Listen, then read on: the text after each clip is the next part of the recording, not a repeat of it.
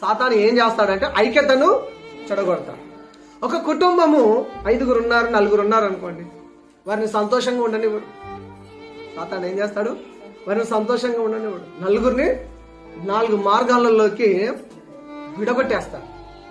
అక్కడ దుఃఖాన్ని, కష్టాన్ని, నష్టాన్ని, ఆవేదనను, ఒకరికొకరికి పడని విధానాన్ని క్రియేట్ చేస్తాడు. సాతాను ఏం చేస్తాడు?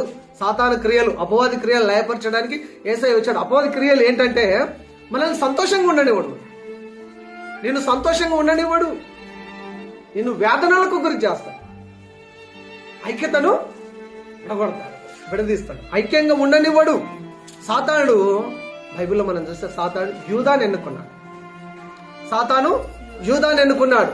యూదులు యేసయ్యను కాదని బరబ్బాని ఎన్నుకున్నారు. ఇశ్రాయేలీయులు దేవునిని కాదని సౌలును రాజుగా ఇమ్మని